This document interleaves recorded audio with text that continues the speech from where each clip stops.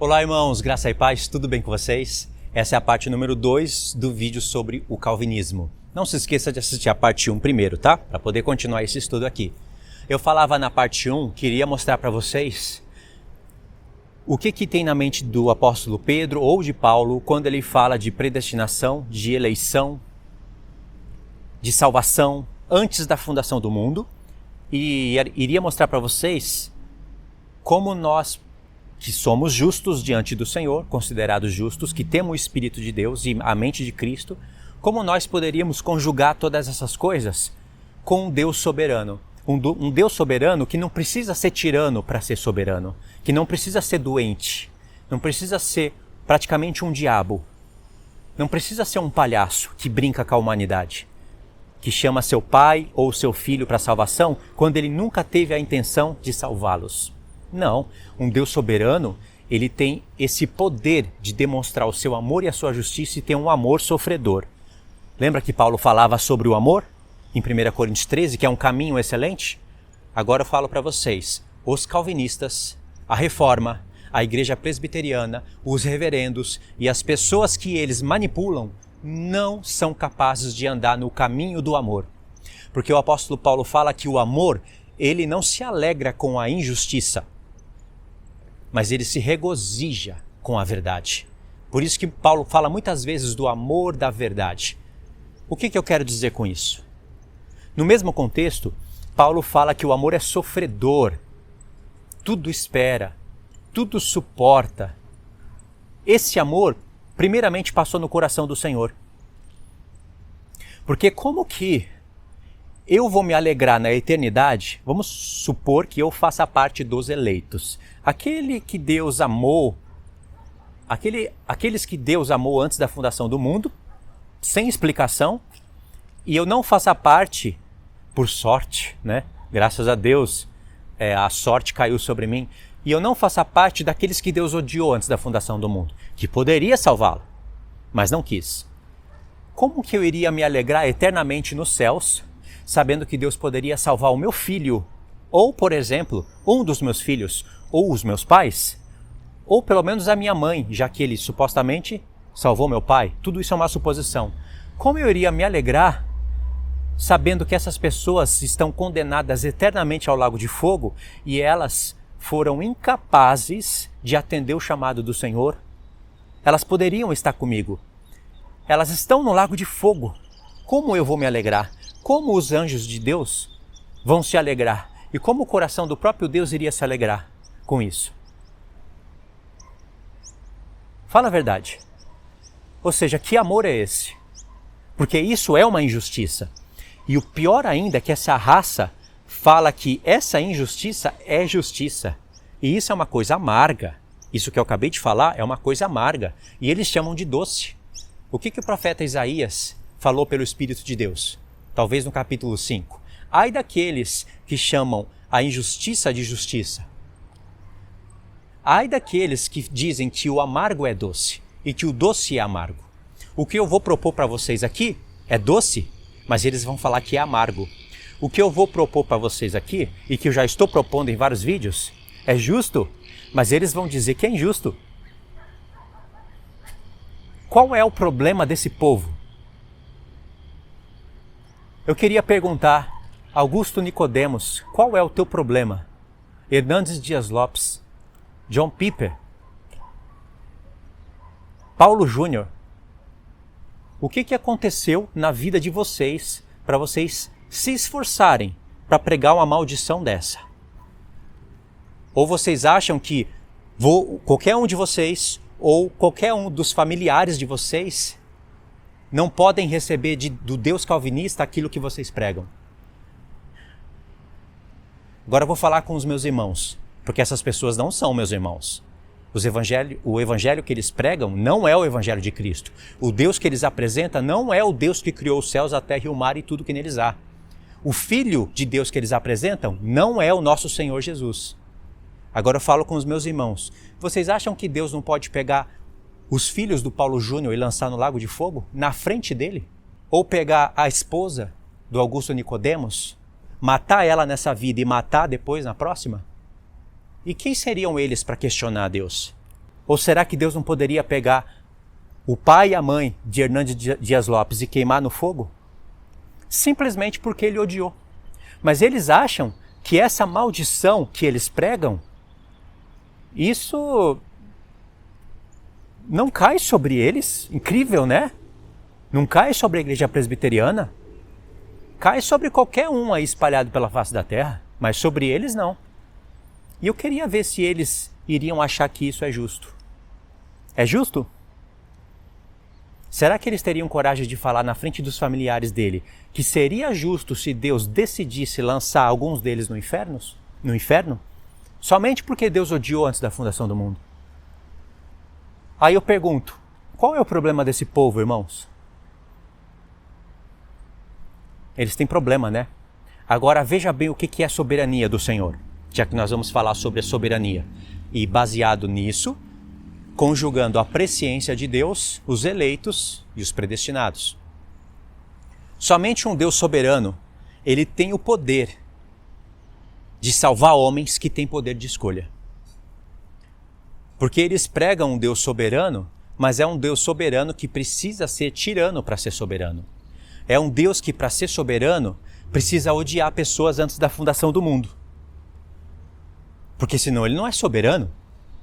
Um Deus soberano que precisa chamar a pessoa, oferecer para ela a salvação, mas mesmo não tendo a intenção de salvá-la. E ainda, depois que essa pessoa rejeita a salvação, ele ainda se queixa, falando, por que você não pegou na minha mão? Por que os vossos pais, ó Israel, foram rebeldes? Por que Deus está se queixando? Já que ele mesmo impediu as pessoas de seguirem a ele. Aí, quando eu estou falando esse discurso, esses insubordinados logo se lembram de Romanos 9, achando que o apóstolo Paulo em Romanos 9 está apresentando uma reforma para os judeus arminianos. Achando que as questões que Paulo está levantando ali e respondendo são questões de pessoas que achariam injusto Deus ter o poder de salvar quem ele quer e de mandar para o inferno quem ele quer. Irmãos, nunca esse discurso é o discurso de Paulo lá em Romanos 9. Eles não entenderam realmente nem o porquê que Paulo está escrevendo a carta num todo. Vocês acham que eles entenderam? Eles não entenderam. Eu estou preparando um estudo sobre Romanos 9 e eu sei que é difícil interpretar Romanos 9, mas não é impossível. E o que é difícil, depois que você lê os profetas, se torna fácil. E depois que você vê as palavras dos profetas, em concordância com o que Paulo está falando, e soma isso com o contexto geral da carta, que é o que eles não fazem, você consegue perceber que Romanos capítulo 9 é um dos capítulos mais anticalvinistas da Bíblia. Agora, como eu dizia, somente um Deus soberano tem o poder de salvar homens que têm o poder de escolha. Porque se Deus precisa retirar o poder de escolha para poder salvar os homens, então nós temos algo impossível para Deus. Nós temos um Deus que a soberania dele se limita em ter que jogar homens no lago de fogo, ter que odiar homens antes da fundação do mundo e ter que retirar o poder de escolha do homem para poder salvá-lo. Porque os próprios calvinistas afirmam, e isso ninguém pode negar. Negar o que eu estou falando é negar a fala de Augusto Nicodemos, de Hernandes Dias Lopes, do Paulo Júnior, do Paul Wusch, de qualquer um deles, John Piper principalmente, que fala muito isso. Eles falam que se fosse depender de nós escolhermos alguma coisa, todos nós iríamos escolher o diabo. Nem a cruz de Cristo seria capaz de fazer um homem, com seu poder de escolha, escolher o Senhor. Nem a cruz de Cristo tocaria na consciência de um homem. Ou seja, tem algo impossível para Deus, salvar homens que têm o poder de escolha. E se algum deles respondesse isso para mim seria vitória, é isso que eu vou falar para vocês. Porque seria como que se tivesse caído na cilada. Alguém poderia dizer, não, Deus tem o poder de salvar homens com poder de escolha, só que ele não quer. Essa frase iria contrariar o que eu estou falando, só para não dar o braço a torcer. Mas olha o que eles iriam fazer se eles afirmassem isso, se eles admitissem isso.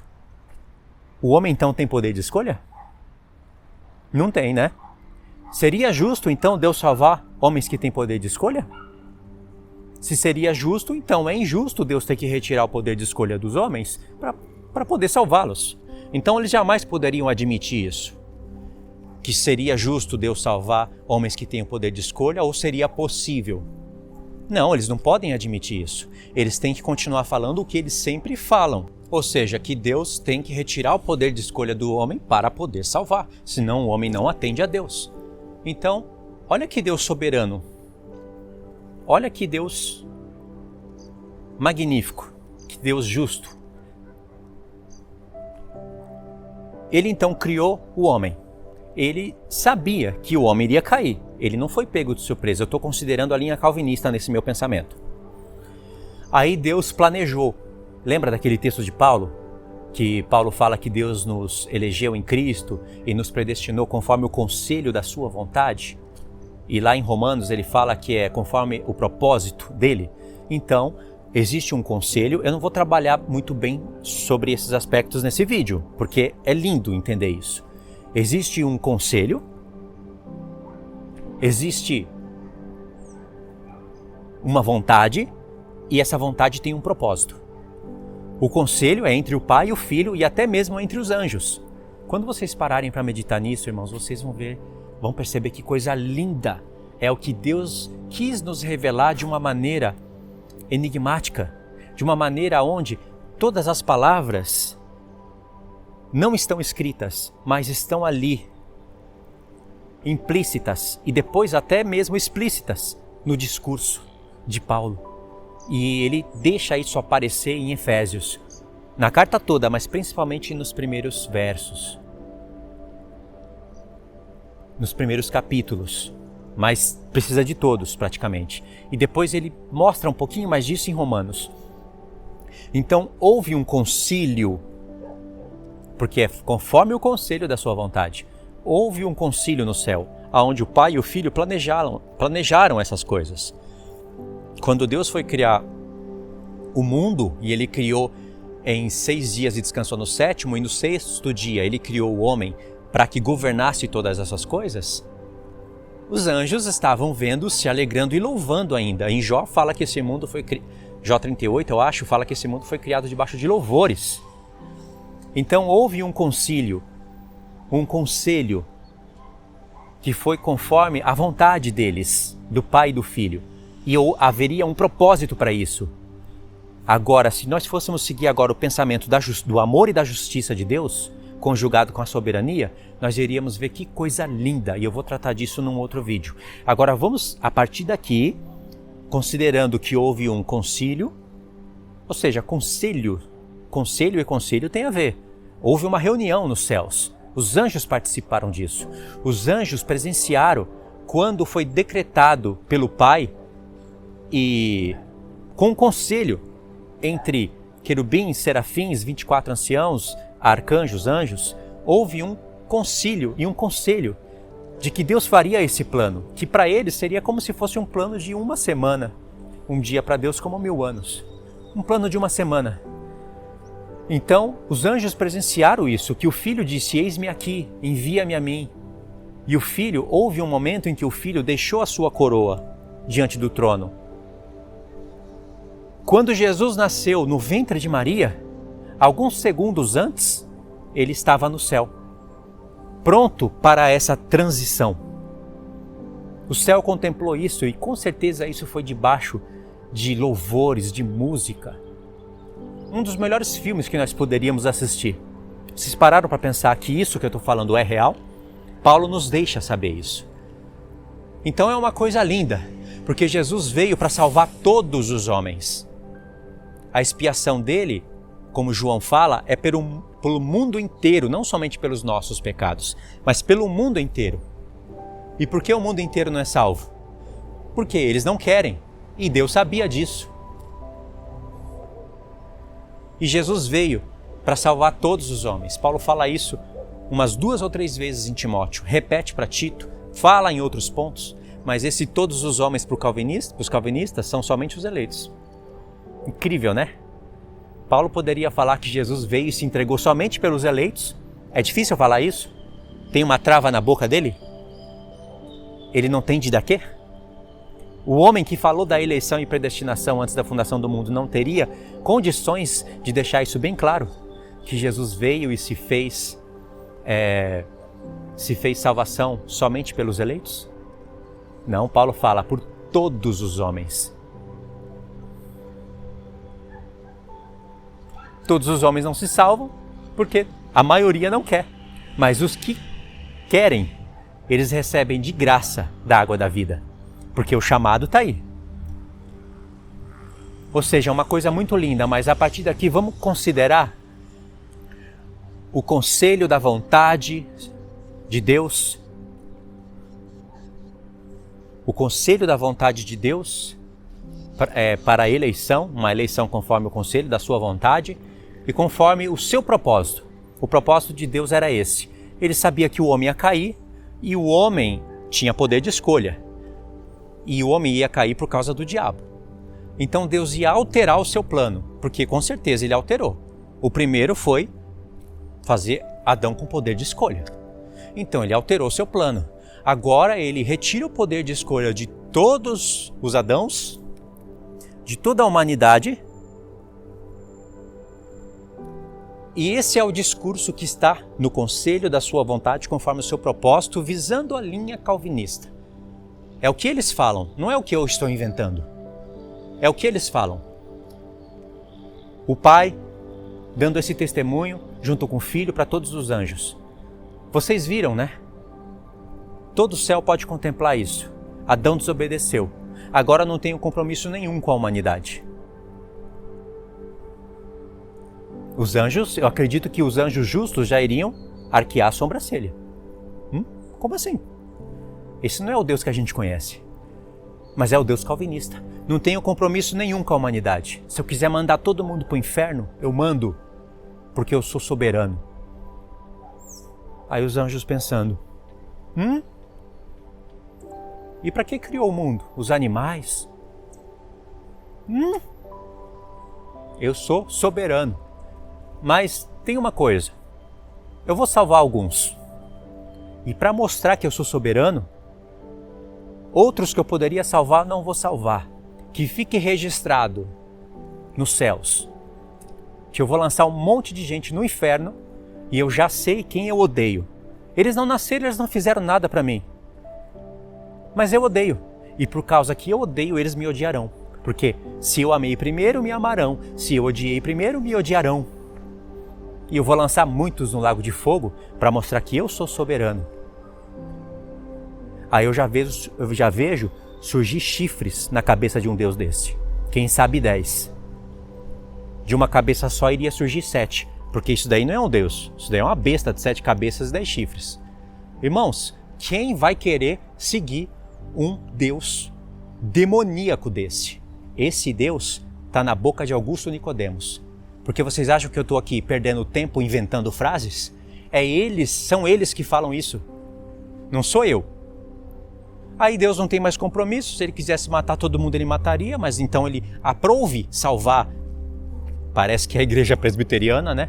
Aprove salvar os seus eleitos, que sempre eles vão ser os eleitos. A mensagem que eles vão direcionar, essas partes tenebrosas e maléficas, eles vão jogar para outras famílias. Para eles, não. Interessante. Aí, então, Deus tem que retirar o poder de escolha para poder salvar. E os anjos testemunhando isso. E depois vai convocar o povo dele, primeiramente Israel, por exemplo, vai convocar para o arrependimento. Mas o próprio Deus, antes, não vai operar neles com a graça irresistível. É um chamado externo, é uma graça evanescente. Deus vai falar, se arrependa, e ninguém vai se arrepender, quase ninguém.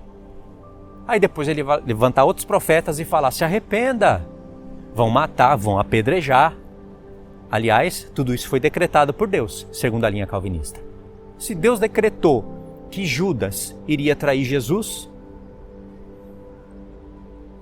por que ele não decretou que matassem os profetas?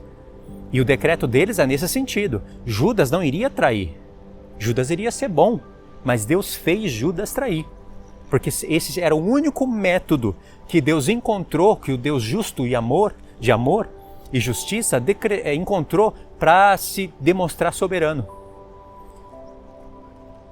Né? Parece que Deus precisa de um traidor para se cumprir a palavra dele. Vou falar para vocês, irmãos, é muita incompetência.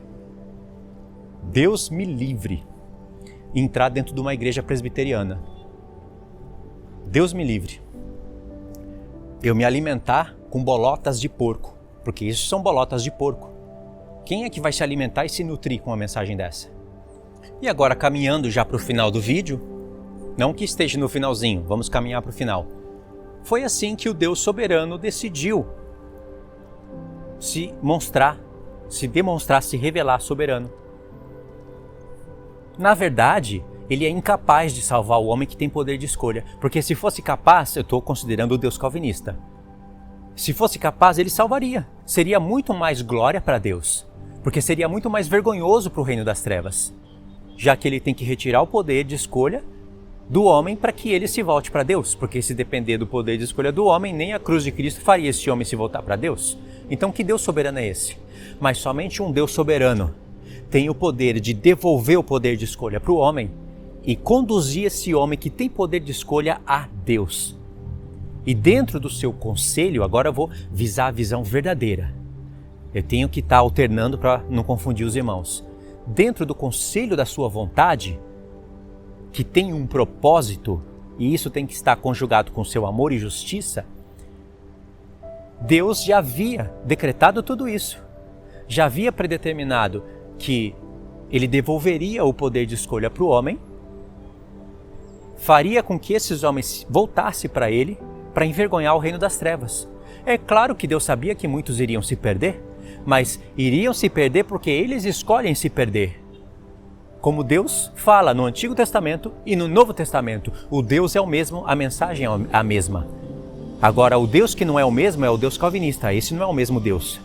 Mas o Deus da Bíblia fala, eu quis, vocês não quiseram. Em Isaías, Deus fala, eu todo dia estendi as minhas mãos para um povo rebelde e contraditório.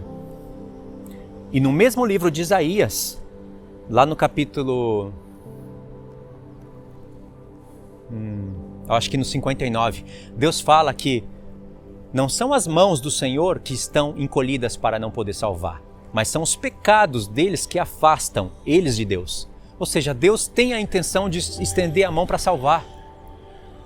E ele fala, todos os dias eu fiz, mas eles são rebeldes e contraditórios. Agora, onde apareceu esse texto? Em Romanos 10. Agora vê bem, se Deus estender a mão para você, é a mão da salvação, e ele antes disso já decretou que você não pegasse na mão dele, que Deus é esse? E como depois ele vai condenar você por você não ter escolhido, não ter pego na mão dele quando ele estendeu? Ele vai te chamar de rebelde contraditório quando ele mesmo não te chamou verdadeiramente. Quem é o rebelde contraditório na história? É o Deus calvinista. Mas agora Deus vai ser reputado por justo quando ele se revelar para todos e mostrar para todos que ele quis, mas os que se perderam não quiseram. Então, dentro do conselho da vontade do Senhor, que revela um propósito, mostra para a gente que Deus vai julgar homens conforme a responsabilidade verdadeira. Não essa bostaria toda que o Augusto Nicodemos fala. Que cada pecador que morre vai morrer por causa dos seus pecados e eles são responsáveis. Que a eleição e a predestinação de Deus não anula a responsabilidade do homem. Como ele vai conjugar isso? Por isso que ele vive tentando a todo custo pôr isso na cabeça das pessoas. É um desencargo de consciência. Ele precisa enganar sua consciência para poder continuar pregando essa porcaria. Porque é impossível conjugar um Deus justo e verdadeiro que vai julgar os homens de maneira responsável, conforme a responsabilidade de cada um, conforme o pecado de cada um, sendo que Deus fez com que esses homens não aceitassem o seu chamado. É impossível conjugar isso. Se for um Deus tirano, um Hitler, um demônio, teria que aceitar, mas nós estamos falando de um Deus de amor. um Deus cujo amor é sofredor. Porque veja bem o amor sofredor do Senhor. Ele sofre todos os dias. Paulo está falando do amor de Cristo. Deus sofre porque Ele sabe que muitas pessoas não vão ouvir a voz dele, os profetas, vão matar ainda. Mas Ele ama mesmo assim. Ele estende a mão. Não é só porque Ele antevê que tais homens não vão ser salvos, ou que vão entrar no caminho e na justiça dele por um momento e depois vai abandonar, que Ele vai deixar de estender a mão para salvar. A prova disso é que Ele falou várias vezes. Quantos discursos do Espírito Santo pelos profetas, falando eu fiz, eu levantei profetas, eu dei os meus testemunhos para vocês, mas vocês se rebelaram contra o meu Espírito. Zacarias 1, Zacarias 7, Ezequiel 20. Deus falando, os vossos pais sempre foram rebeldes à minha voz. Por que Deus está se queixando? Se na visão calvinista só poderiam ouvir a voz de Deus se Deus chamasse eles de maneira interna. Por que Deus está se queixando? Não faz sentido. Agora faz sentido se Deus verdadeiramente quis. Mesmo sabendo que muitas pessoas se perderiam, Ele não deixou de estender a mão, porque Ele é Pai. E isso traz sofrimento no coração do Senhor. Por isso que o amor é paciente. Deus foi muito paciente com Israel e depois com muitas nações. Porque lá em Ezequiel 18 ele fala, será que eu tenho prazer na morte do ímpio? Eu não quero antes que eles se convertam e se arrependam? Agora olha para um calvinista explicando esses textos. Aí eles inventam chamado externo, chamado interno. Graça evanescente. Não, você tem que olhar para a Bíblia num todo. Irmãos, olha que texto lindo. Deus falando que Ele não tem prazer na morte do ímpio. Ele quer que se arrependa. Sinceramente Deus está falando isso. Irmãos, esses homens, eles não deveriam estar nos púlpitos com a Bíblia na mão. Eles deveriam estar internados num hospício de alto nível. E Deus vai fazer isso com esses homens. Irmãos, Deus vai cobrar seriamente do Augusto Nicodemos. Não pensa que é porque ele está aí em evidência junto com outros e pervertendo o Evangelho de Deus e Deus está dando paciência para eles. Eles estão pervertendo a Igreja de Cristo. Deus está levantando pessoas para avisar eles. Não pensa que eles vão escapar de um verdadeiro julgamento do Senhor. Está arriscado eles perderem um reino por causa dessas mensagens, porque eles sempre vão lá nos púlpitos para defender a doutrina. Eles não pensam no coração da igreja. Eles nunca direcionam essa mensagem para eles ou para os seus ouvintes. Eles não falam a verdade para os seus ouvintes. Que verdade é essa? A verdade é a seguinte, numa reunião de 300 membros dentro de uma igreja presbiteriana, ele deveria pregar direcionando a verdade para aqueles que estão ali. Afinal, ele não sabe ali quem foi amado antes da fundação do mundo ou quem foi odiado. E mesmo que ele se enganasse falando, não, se estão todos aqui, todos têm o sentimento que são eleitos, então Deus amou a todos. Ainda que ele se enganasse até esse ponto, ele ou qualquer outro calvinista, reverendo ou pastor, ele não poderia provar que todos os familiares, que as pessoas que estão ali amam, foram eleitos. Como é que ele vai falar que todos os filhos, todos os pais, todos os parentes vão ser salvos? Ele teria que falar a verdade. Irmãos, todos nós que estamos aqui, quantas pessoas? 300? Todos nós somos eleitos. Deus nos amou, porque veja bem, você não sente isso? Eu também sinto. Então nós não podemos fazer parte daqueles que participarão da graça evanescente. Não, nós fazemos parte daqueles que Deus realmente chamou. Não, nós não fazemos parte daqueles que por um momento são iluminados, recebem da boa palavra de Deus, do Espírito Santo, dos poderes do mundo vindouro, mas caem, porque nunca foram salvos. Não, isso não pode acontecer com a gente, irmãos. Ele não poderia falar isso, ele não tem como provar isso. Isso já seria uma grande mentira. E ainda que ele se enganasse até aí, ele não poderia falar que os filhinhos, que talvez estejam ali ou não, também foram amados por Deus. Ou seja, eles nunca direcionam a mensagem calvinista, como ela é, para o povo que está ouvindo. Eles mentem, eles fazem eles acreditar que foram amados antes da fundação do mundo e que todos ali serão salvos. Ou seja, isso é um mar de hipocrisia. Nós não podemos nadar nesse mar. Nós temos que nadar no rio da água da vida, daquele de Ezequiel 47. No rio, daquele que está em Apocalipse 22, que sai do trono de Deus.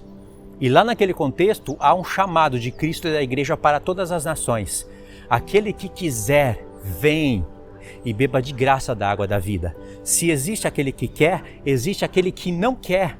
E aquele que não quer vai ser julgado, condenado ao lago de fogo, mas aí será justo. Só um Deus soberano pode administrar tudo isso e se revelar soberano, porque ninguém vai escapar da sua vontade num todo. A vontade de Deus é que os ímpios se arrependam, e quem não se arrepender não vai poder escapar da sua vontade contínua. Ou seja, se não se arrepender, o Deus soberano também vai julgar, justamente diante de todos, condenar ao lago de fogo. Isso é um Deus soberano, aonde a sua soberania, o seu amor, a sua presciência, tudo está conjugado, está tudo em harmonia. Eu não preciso torcer a palavra de Deus para mostrar, apresentar para vocês um Deus soberano. Pelo contrário, um Deus soberano, verdadeiramente soberano, não precisa retirar o poder de escolha do homem para poder salvar esse homem. Não precisa odiar ninguém antes da fundação do mundo. Não precisa chamar uma pessoa de uma maneira hipócrita e mentirosa, quando na verdade ele nunca teve intenção de salvá-la. Agora, para fechar a conta, vocês vão entender o que é a presciência de Deus. Lembra dos textos que eu li? Que você leu? Então, quando Pedro falou que Deus nos elegeu conforme a sua presciência, na base da sua presciência, Pedro está falando que qualquer um pode entender. Mas a linha calvinista, ela tem que vir e dar um rumo para aquele texto, porque aquele texto não vai se encaixar no sistema deles. Então eles têm que fazer se encaixar. Aí eles falam assim: o futuro não existe. O futuro foi escrito por Deus e decretado por Deus. Deus que escolheu tudo como seria. Então, porque Deus desenhou o futuro, então ele consegue prever. Ele só consegue ver porque ele desenhou. Então a presciência é na base da eleição. Irmãos, como que eles têm a coragem de inverter um texto que está ali claramente dizendo para a gente? Porque se Pedro tivesse a mentalidade calvinista, graças a Deus Pedro não tem, porque senão ele não falaria no decorrer da sua carta, de homens que se esqueceram dos seus pecados purificados na cruz. Expiação ilimitada? Lixo. Se Pedro tivesse essa mentalidade, ele começaria a sua carta como dizem os calvinistas. Irmãos, a presciência de Deus é na base da sua eleição.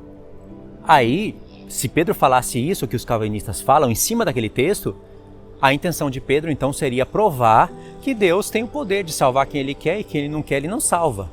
Mas o discurso de Pedro, após ele ter escrito esse texto, não é esse. Porque ele está falando que nós fomos salvos na base da presciência de Deus. Aí, os calvinistas inventam um discurso assim. Olha o que eles inventam. E, se não for da linha calvinista, quem não pensar como eles pensam assim. Eles falam que nós pensamos assim. Colocam palavras nas nossas bocas. Por isso que eles colocam palavras no texto bíblico, porque Pedro falou que nós somos eleitos na base da presciência. Pedro não falou que a presciência de Deus só existe por causa do decreto. Pedro não está falando isso. Aí eles inventam esse discurso, que os não calvinistas pensam que Deus ele está ali subjugado à vontade do homem. Que Deus ele tem, os homens eles tocam uma música, uma banda toca uma música e Deus tem que dançar conforme a música. Que ele só ficava antevendo, não tinha poder para mudar nada. Irmãos, não dá vontade de faltar com respeito com esse povo? Sabe por quê? Dá vontade de chamar eles de idiota. Dá vontade de falar para Augusto Nicodemos, você é um idiota, um completo tolo, porque tolo é idiota. E é tolo mesmo. Porque eles estão chamando a gente de idiota. Eles não estão falando isso com palavras. Como se a gente acreditasse que Deus não tem poder. E só fica antevendo. Ah, olha, eu vi aquilo no futuro, mas não posso mudar. Aí eles apresentam para você um Deus determinista. Uma predestinação fatalista. Catastrófica. Desastrosa. Ao ponto que Deus tem que decidir até que Judas vai trair Jesus. Irmãos, é muita loucura, né? Olha só, Deus, Ele é soberano e a nossa salvação foi na base do que Ele anteviu, sim, porque isso está escrito. Só que não é só ficar antevendo, ficar vendo o que se sucederia no futuro, porque foi Ele que decretou quase todas as coisas no futuro, quase. Ele não decretou que Israel fosse desobediente a Ele. Ou esse Deus é um palhaço. Ele não decretou que Hitler se tornasse Hitler para matar um monte de judeu, porque senão ele é um assassino. Ué, se Deus decretou que Judas fosse trair Jesus, então não há fim. Não há fim. Deus decretou todos os males dessa terra. Mas esses lunáticos negam. Eles falam uma coisa, aí você apresenta a resolução, aí eles falam, isso é um espantalho. Espantalhos são eles. Irmãos, esse povo parece que sofre demência, porque eles apresentam um Deus que sofre distúrbio mental. Deus, ele decretou quase todas as coisas que haveriam de acontecer. Eu falo quase porque vocês podem ler isso na Bíblia, que Satanás muitas vezes alterou o que Deus queria. Porque Deus queria muitas coisas no livro da lei, nos profetas, e elas não aconteceram. E Deus sabia disso. Estava tudo organizado, pré-determinado. Deus saberia quais reis ele iria levantar. Ele teria que pegar um reino para subjugar o outro. Ele teria que pegar um reino para castigar o outro. Aí esse reino que estava sob o comando começava a se achar o tal, a se ensoberbecer e esquecia que havia já relatos que o Deus de Israel faria isso. Eles não queriam ouvir, ao passo que Ciro ouviu e entendeu. Mas outros reis não, como o rei da Síria, se ensoberbecia. Aí Deus falava, então eu vou acabar com a soberba desse rei, já que ele não quer reconhecer que fui eu que fiz através dele. Tudo isso estava determinado por Deus, irmãos, conjugado. Agora, Deus não precisa retirar o poder de escolha do homem para ele escrever a história do futuro. Pelo contrário, é devolvendo o poder de escolha do homem e podendo salvar esses homens que têm poder de escolha, porque é possível todas as coisas para ele, que ele escreveu essa história. Por isso que ele escreveu a história de que quem não crê vai ser condenado. Tá vendo? Eleitos na base da presciência de Deus. Para que torcer tudo? Por causa desse texto, irmãos, vai torcer a Bíblia inteira? Para fazer a Bíblia inteira concordar com esse texto na visão calvinista? Primeiro que eles têm que remover as palavras de Pedro. Pedro falou que nós somos eleitos na base, segundo, conforme a presciência de Deus. E eles falam, não, o que Pedro está falando aqui é que a presciência de Deus só existe por causa da sua eleição. Ora, por que Pedro não escreveu isso então? Isso é a fala desses malucos desviados e que vão prestar conta diante de Jesus e dos apóstolos. E como eu desejo esse dia, porque eles foram avisados. Não pensa que eles não estão sendo avisados. Deus é justo, irmãos. Deus vai avisar cada um deles. E ai deles, se não se arrepender.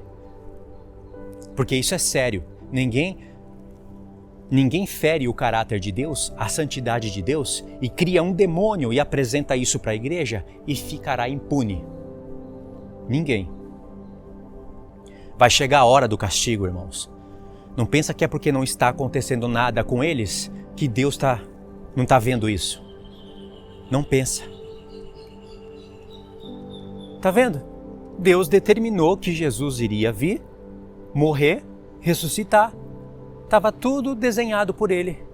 Deus não precisaria de um traidor, de Judas, para sua palavra se cumprir. Se fossem 2 ou 3 traidores, a profecia nos profetas falariam de 2 ou 3 traidores. E se não fosse nenhum, os judeus matariam Jesus. Muitas vezes os judeus queriam matar Jesus antes do tempo. Deus não deixou. Tá vendo? É soberano. Porque certas coisas Deus impede. Outras coisas, Deus não impede. Tudo está conjugado dentro da sua soberania, que está em harmonia com o seu amor e com a sua justiça, com as suas obras verdadeiras.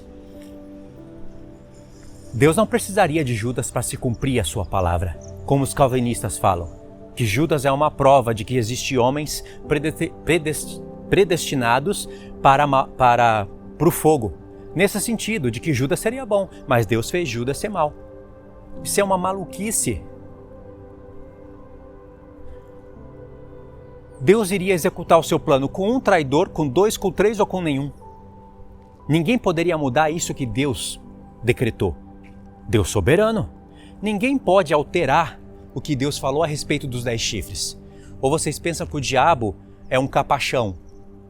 Nem sei se existe essa palavra. É um capacho que fica só obedecendo o que Deus falou. Não, o diabo sabe que ele tem uma esfera de ação onde ele pode lutar para contrariar a palavra de Deus. E por isso que ele conduz muitos para o inferno. E esses homens que vão para o inferno não são indesculpáveis diante do Senhor, porque Deus manifesta os seus testemunhos para eles. Então o diabo tenta mudar as profecias, mas ninguém vai poder mudar isso. Deus não vai jogar o mal no coração de 10 reinos só para se cumprir a palavra do soberano. Não. Deus decretou que isso acontecesse. Deus, ele desenhou as coisas sem modificar a sua justiça, o seu amor.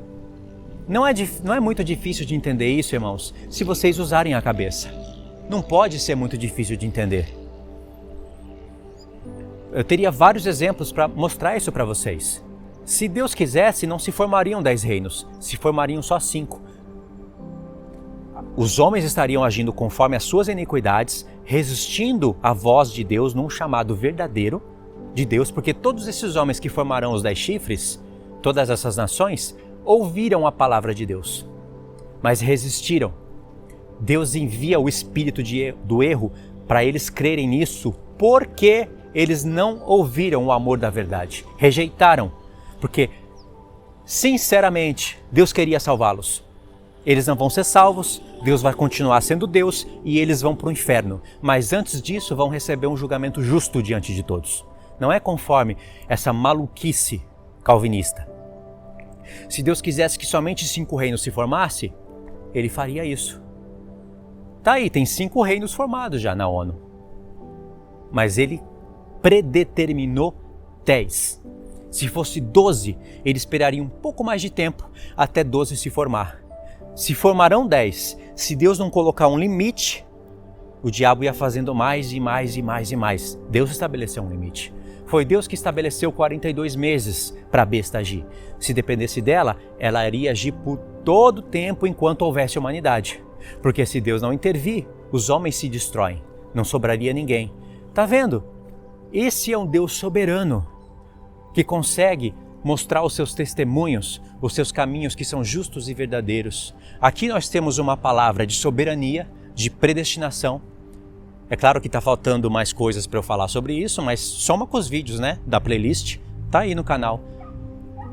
Conjugando um Deus soberano em harmonia com seu amor, com a sua justiça, nós temos homens eleitos, homens predestinados antes da fundação do mundo, com o seu poder de escolha, homens que confirmaram a sua eleição. E homens que não foram salvos ou que perderam a salvação no tempo porque não confirmaram a sua eleição. Tudo isso é muito justo. Agora, você tem o direito de não aceitar isso e continuar pregando a maluquice calvinista, crendo ou pregando, mas saiba que Deus vai pedir conta dessas palavras. Tá bom, irmãos? Fala a verdade, é difícil pregar a predestinação e a eleição de Deus conforme a sua reta justiça? Não é. Olha para as minhas palavras. Isso é evangelho. Tá bom?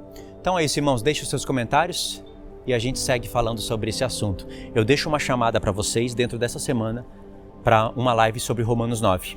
Vamos enxergar todas essas coisas dentro de Romanos 9, 10 e 11. Tá bom? Fiquem na paz. Deus abençoe.